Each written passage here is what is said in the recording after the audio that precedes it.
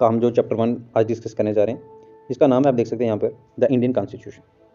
देखिए, Indian constitution के सारे इंपॉर्टेंट टॉपिक जो उनको हम लोग आज डिस्कस करने जा रहे हैं। जैसे सबसे पहले क्या टॉपिक हम रहेंगे जो इसमें हम पढ़ेंगे कि नीड ऑफ द कॉन्स्टिट्यूशन एक कंट्री को कॉन्स्टिट्यूशन की ज़रूरत क्यों पड़ती है दोस्तों। दूसरा कि इसके फीचर्स क्या होंगे, इंट्रोडक्शन भी पढ़ेंगे हम, और इसके की फीचर्स भी पढ़ेंगे, हमारे कॉन्स्टिट्यूशन के फंडामेंटल राइट्स के बारे में भी हम लोग यहाँ पे डिस्कस करेंगे दोस्तों। तो सबसे पहला जो हमारा टॉपिक हम लोग उस पर आते हैं कि कॉन्स्टिट्यूशन की ज़रूरत क्यों पड़ जाती है। Why does a country need constitution. देखिए, कॉन्स्टिट्यूशन क्या करता है, हेल्प करता है और सर्व करता है। इसमें कुछ रूल्स लिखे हुए हैं, कुछ प्रिंसिपल लिखे हुए हैं, जिसके थ्रू जो भी उस कंट्री में रहता है वो उन टर्म्स एंड कंडीशन को मानेगा, ठीक है, और वो उस कंट्री उसको गवर्न करेगी। उसमें कुछ भी लिखा हो सकता है, जैसे हमारा इंडियन कॉन्स्टिट्यूशन उसमें लिखा हुआ कि आप लोगों ने, जैसे है आर्टिकल 14 के भाई सारे बंदे इक्वल हैं, तो हम सबको, हम हिंदू हैं, मुस्लिम हैं, सिख हैं, ईसाई हैं, हम सबको आर्टिकल 14 को मानेंगे, हम सब एक दूसरे को इक्वल मानेंगे, तो हमारा जो इंडियन कॉन्स्टिट्यूशन है वो हमें प्रोटेक्शन देगा। तो आप देख सकते हैं कि कॉन्स्टिट्यूशन क्या है। कॉन्स्टिट्यूशन एक रिटन डॉक्यूमेंट है जिसमें कुछ रूल्स लिखे हुए हैं, जिसमें कुछ प्रिंसिपल लिखे हुए हैं, जिसके थ्रू उस कंट्री में रहने वाले सारे बंदे उस प्रिंसिपल्स को एग्री करेंगे, और एग्री करने के साथ साथ फिर जो है वो कंट्री उनको गवर्न करेगी, उनको प्रोटेक्शन देगी उस कॉन्स्टिट्यूशन के अकॉर्डिंग दोस्तों। दूसरी बात जो यहाँ पर लिखी गई है वो हम देख सकते हैं कि कॉन्स्टिट्यूशन क्या है दोस्तों। ये तो एक स्टेप रहा कॉन्स्टिट्यूशन का। कॉन्स्टिट्यूशन और डिफाइन करता है कि वो कंट्री का पॉलिटिकल सिस्टम कैसा है वहाँ का।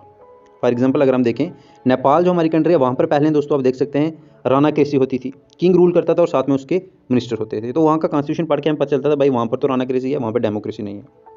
और हम इंडिया का कॉन्स्टिट्यूशन पढ़ते हैं जब, तो हमें यहाँ पर पता चलता है भाई यहाँ पे हमें राइट्स मिलते हैं, ड्यूटीज़ मिलती हैं। तो ये क्या है भाई, ये एक डेमोक्रेसी है, यहाँ पे एक डेमोक्रेटिक कंट्री है इंडिया, हमें कॉन्स्टिट्यूशन से पता चलता है।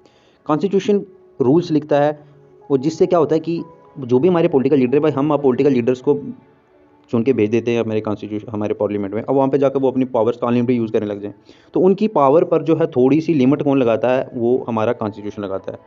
आप देख सकते हैं कि बहुत सारे ऐसे कॉन्स्टिट्यूशन में हमारे रूल्स लिखे गए हैं जिनके थ्रू जो है वो सारे लॉज हमारे मिनिस्टर को रोकते हैं कि वो अपनी पावर्स का अनलिमिटेड यूज़ ना कर पाएँ दोस्तों। डेमोक्रेसी की बात करें तो कॉन्स्टिट्यूशन जो है वो इंश्योर करता है कि कोई भी डोमिनेंट ग्रुप, देखिए डोमिनेंट ग्रुप वो होता है जिसके मेंबर्स आता हूँ, ये जो डोमिनेंट ग्रुप है वो दूसरे जो लेस नंबर में पीपल हैं या फिर जो लेस पावरफुल लोग हैं उनको वो दबोचे ना, उन पर जोर ज़बरदस्ती ना कर पाएँ, ये भी जो हो कॉन्स्टिट्यूशन रोकता है। आप देख सकते हैं कि हमारा आर्टिकल जो फंडामेंटल राइट्स में आर्टिकल कुछ हैं स्पेशल माइनॉरिटीज़ के लिए, आर्टिकल 28, 29, तो वो देखिए आप माइनॉरिटीज़ को जो है स्पेशल राइट्स देते हैं। तो ये आप देख सकते हैं कि हमारे कॉन्स्टिट्यूशन के, हमें यहाँ से पता चलता है कि भाई क्या है हमारा कॉन्स्टिट्यूशन।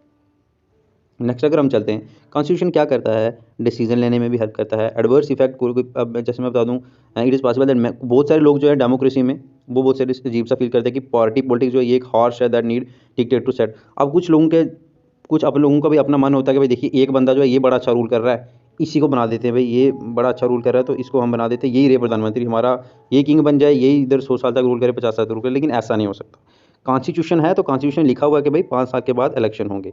तो अब ऐसे कुछ लोग हैं तो उनकी सोच पर भी ये रोक लगाता है कि जो चाहते हैं कि भाई एक ही जैसा हमें ये रूल, ये डिक्टेटर अच्छा है, ये मारता है सबको, ये ठीक है, ये ऐसा नहीं चलेगा। कॉन्स्टिट्यूशन जो है इस पर भी रोक लगाता है, और उसने एक, जैसे इंडिया में 5 साल की लिमिट लगा के रखी हुई है, 5 साल में जो है इलेक्शन होना है कंपलसरी है, ठीक है, ऐसा नहीं है कि एक बंदा ज़्यादा रूल कर जाए।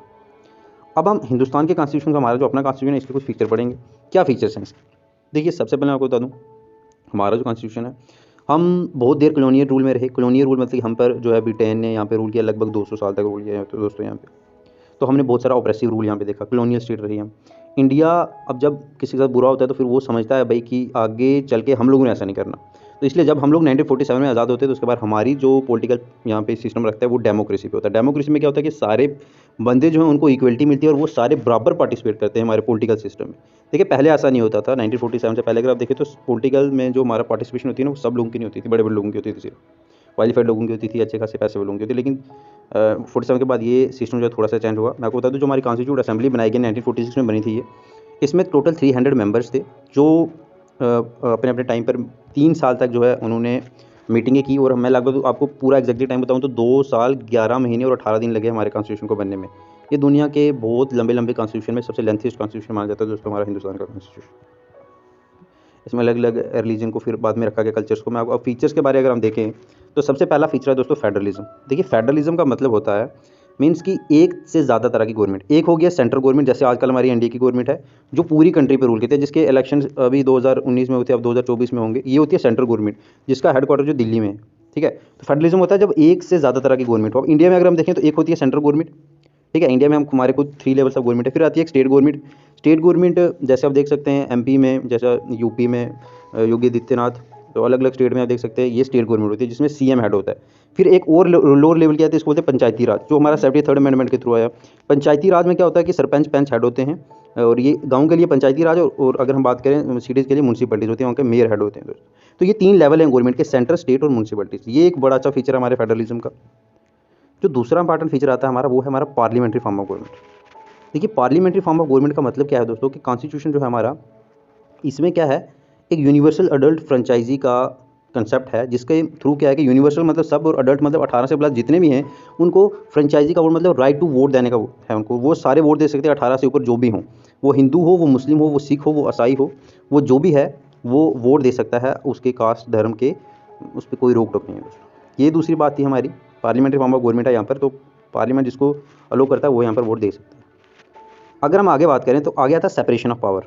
सेपरेशन ऑफ पावर का मतलब क्या हुआ दोस्तों, कि हमारे यहाँ पे पावर सेपरेट है। देखिए कानून बनाना अलग बंदे का काम है, उसको लागू करना अलग बात है, और अगर कोई जोर जबरदस्ती कर रहा है, किसी के साथ गलत काम कर रहा है, तो उसको सजा देना जो है वो अलग बंदे का काम है। देख सकते हैं लेजिस्लेचर का काम है दोस्तों कानून बनाना, फिर एग्जीक्यूटिव का काम है कि वो उसको लागू कर दिया जाए, और फिर जुडिशरी का काम है कि उसको, अगर कोई वो कानून तोड़ता है तो फिर उसको सज़ा मिले। ठीक है, ऐसा नहीं है कि हमारे जो नेता लोग हैं वो सज़ा नहीं सुना सकते, ठीक है, या हमारे जो ब्यूरोक्रेसी में बंदे वो सज़ा वो भी नहीं सुना सकते। सज़ा सुनने का काम जो है वो जज का है। ठीक है, तो ये कॉन्स्टिट्यूशन में लिखा है ऐसा कि हमारे जो हैं 3 बॉडीज़ हैं हमारी गवर्नमेंट की, एग्जीक्यूटिव, लेजिस्लेचर, जुडिशरी, ठीक है, इनका अलग अलग काम है, मैंने जैसे आपको बता दिया। ठीक है, अगर आगे हम बात करें तो फिर आता है बहुत ही इंपॉर्टेंट कंसेप्ट, इसका नाम है फंडामेंटल राइट्स। देखिए ये राइट जो हैं, कोई भी अगर आपको दबोचने की कोशिश करे, आपके साथ ज़बरदस्ती कुछ हो रहा है, तो आप जो है इन राइट्स का यूज़ कर सकते हैं। देखिए फंडामेंटल जिनको इसलिए बोला गया कि इनके बिना जो हमारी जो डेवलपमेंट है वो बड़ी मुश्किल है। तो कॉन्स्टिट्यूशन ने माइनॉरिटीज़ को भी कुछ अलग से राइट दिए हैं। आप देख सकते हैं फंडामेंटल हमारे टोटल जो पहले 7 होते थे, लेकिन अभी जो है 6 फंडामेंटल राइट्स हैं, वो हम फिर से कभी डिस्कस करेंगे। आगे आ जाता है एक बहुत ही अच्छा कंसेप्ट जिसका नाम है सेकुलरिज्म। देखिए सेकुलरिज्म की वजह से जो वही इंडिया जो वो सेकुलरिज्म की वजह से ही पूरे वर्ल्ड में जाना जाता है। वैसे इंडिया और पाकिस्तान इकट्ठे हम लोग आज़ाद हुए थे, लेकिन आज आप देख सकते हैं कि इंडिया की क्या सूरत हाल है और पाकिस्तान की, तो वो जो है वो सिर्फ सेकुलरिज्म की वजह से है। सेकुलरिज्म एक ऐसी स्टेट को माना जाता है जो सभी रिलीजन को इंपॉर्टेंट देती है, राइट, चाहे वो हिंदू है, मुस्लिम है, सिख है, ईसाई है। ठीक है, उसका कोई भी ऑफिशियली रिलीजन नहीं होता। जैसे इंडिया है तो इंडिया कोई हिंदू कंट्री नहीं है या कोई मुस्लिम कंट्री नहीं है, इंडिया एक सेकुलर कंट्री, मतलब कि इसके लिए सारे रिलीजन इंपॉर्टेंट है, और इसका कोई भी ऑफिशियल रिलीजन या कोई ऑफिशियल धर्म नहीं है हमारी कंट्री का। फिर एक कंसेप्ट आता है हमारा directive principles of state policy. देखिए डायरेक्टिव प्रिंसिपल स्टेट पॉलिसीज क्या हैं दोस्तों, ये कुछ गाइडेंस होती हैं जिनको स्टेट गवर्नमेंट या सेंट्रल गवर्नमेंट को मानना होता है जब भी उनको कोई कानून बनाना है या जब भी उनको कोई पॉलिसी बनानी है ना, तो ये सारी पॉलिसी जो इसमें लिखी होती है ये उनको माननी होती हैं। अब ये जो कंपलसरी नहीं होती, वो माने ना माने उन पर डिपेंड है।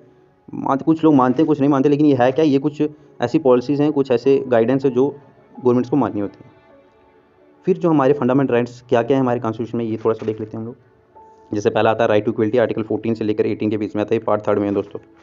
अब देख सकते हैं सारे बंदे जो हैं वो लॉज के बराबर हैं, लॉज की आंखों में सब बराबर हैं, चाहे वो कोई भी हो, अमीर हो, गरीब हो, तो कानून की नज़र में सब बराबर हैं। इसका मतलब ये है कि सबको जो है इक्वल प्रोटेक्शन मिलेगी। लॉ जो वो सबको बराबर प्रोटेक्ट करेगा। किसी को भी किसी को जान माल का खतरा है तो वो पीएम को भी उतनी प्रोटेक्शन देगा, और वो एक आम नागरिक को भी कानून उतनी प्रोटेक्शन देगा। ये कॉन्स्टिट्यूशन में लिखा है आर्टिकल 14 से 18 के बीच में। ये आर्टिकल्स ये भी बोलते हैं कि कोई भी जो इंसान है उसको इसका डिस्क्रिमिनेशन नहीं हो सकती, चाहे उसका रिलीजन अलग है। ऐसा नहीं है कि कोई मुस्लिम हो तो हम उसके साथ डिस्क्रिमिनेट करने लग जाएंगे, कोई हिंदू है तो उसके साथ करेंगे, कोई सिख है, ईसाई है, तो ऐसा नहीं है, ना ही उसके जेंडर पे और ना ही उसकी कास्ट के बेसिस पे, तो सब बराबर हैं। राइट टू इक्वलिटी का मतलब दोस्तों यही है। फिर आ जाता है राइट टू फ्रीडम। देखिए फ्रीडम का मतलब होता है आज़ादी, तो आपको बोलने का पूरी आज़ादी है, और फ्रीडम ऑफ स्पीच है आपको, आप अपने ख्याल पूरी तरह से जाहिर कर सकते हैं, एक्सप्रेस कर सकते हैं, ये भी है। आप पॉलिटिकल पार्टियाँ बनाइए, एसोसिएशन बनाइए, आप इंडिया में कहीं भी घूमो, कश्मीर से लेकर कन्याकुमारी तक आप कहीं भी जा सकते हो बिना किसी रोक टोक के, ठीक है। और आप कोई भी प्रोफेशन अडॉप्ट करो, कोई बिजनेस करो, जो मर्जी करो, आपको कोई नहीं रोक सकता। आपने पंडित बनना है पंडित बनो, जो मर्जी बनो, प्रोफेसर बनो, आर्मी में जाओ, ठीक है, तो आपको अपना प्रोफेशन अडॉप्ट करने का पूरा हक है दोस्तों। फिर आ जाता है कि राइट अगेंस्ट एक्सप्लॉइटेशन। देखिए अगर आपको कोई एक्सप्लॉइट कर रहा है, ठीक है, कोई किसी को ज़बरदस्ती बेच रहा है, तो देखिए अब प्रोहिबिटेड ट्रैफिकिंग भी नहीं हो सकती, चाहे वो किसी, अब 14 ईयर से कम अगर किसी बच्चे को कोई लगा रहा है काम पे, तो वो भी जो है इलीगल है। ये कॉन्स्टिट्यूशन आप देख सकते हैं, राइट अगेंस्ट एक्सप्लॉइटेशन, जो 14 साल से कम बच्चे को काम लगाने का इजाज़त नहीं देता किसी को भी। फिर आ जाता है ये माइनॉरिटीज़ के लिए special right, right to freedom of religion. देखिए हर एक पर्सन को राइट है कि वो अपना धर्म बनाए, उस पर उसको प्रैक्टिस करे, उसको प्रोफेस करे, उसको प्रोपोगेट भी कर सकता है, वो उसकी अच्छी अच्छी बातें बताए, जैसे मर्जी बताए, ठीक है, उसमें कोई रोक टोक नहीं होनी चाहिए। तो रिलीजन की अपनी इंपॉर्टेंस है, आप किसी के रिलीजन में इंटरफेयर नहीं कर सकते इंडिया में, ये लिखा गया है हमारे कॉन्स्टिट्यूशन में। आर्टिकल 25 से लेकर 28 के बीच में आप लोग पढ़ेंगे तो आपको वहाँ पे समझ जाएगा। फिर आ जाता है कल्चरल एंड एजुकेशनल राइट। देखिए जो हमारी माइनॉरिटीज़ हैं दोस्तों, वो इतनी वेल डेवलप्ड नहीं है जितना कि जनरल वाले हैं और की कम्युनिटीज़ हैं। तो माइनॉरिटीज़ किसी एक धर्म की नहीं है, वो माइनॉरिटीज़ सब रिलीजन में से कुछ लोग हैं जो पिछड़ के रह गए थे, तो उनको माइनॉरिटीज़ में लाया गया। वो हिंदूज़ की भी आते हैं बीच में, थोड़े से मुस्लिम्स के भी आते हैं। तो देखिए उनको अलग से राइट कुछ दिए गए हैं कि वो अपनी लैंग्वेज, देखिए माइनॉरिटीज़ की लैंग्वेज भी माइनॉरिटीज़ में होती है और उनको खत्म होने का खतरा होता है, इसलिए उनको अलग से राइट दिए कि आप अपने लिंग्विस्टिक कल्चर को जो है अपना सकते हैं। हमारे इंडिया में दो तरह की माइनॉरिटीज़ होती है, एक होती है लैंग्वेज के बेसिस पे, एक होती है हमारे रिलीजन के बेसिस पे। तो वो अपने एजुकेशन इंस्टीट्यूशन खुद से बना सकती हैं और अपने कल्चर को प्रिजर्व कर सकते हैं, उसको डेवलपमेंट के लिए कर सकते हैं वो अपने से। तो मैं आपको बता दूं, एक हमारा नेक्स्ट जो हमारा लास्ट फंडामेंटल राइट आता है वो है हमारा राइट टू कॉन्स्टिट्यूशनल रेमेडीज। देखिए इसके बिना कोई भी राइट जो है वो बिना मतलब का है। अगर ये राइट नहीं होगा किसी के पास, तो इसके थ्रू जो है हम लोग, अगर हमारा कोई राइट हमें नहीं मिल रहा तो हम कोर्ट में जा सकते हैं और इसके थ्रू अपील वगैरह करके, इसमें कुछ रिट्स हैं, उन रिट्स का यूज़ करके हम अपने राइट्स को फिर से ले सकते हैं। तो इसको बोला गया है soul of the Indian constitution, तो वो है हमारा राइट टू कॉन्स्टिट्यूशनल रेमेडीज।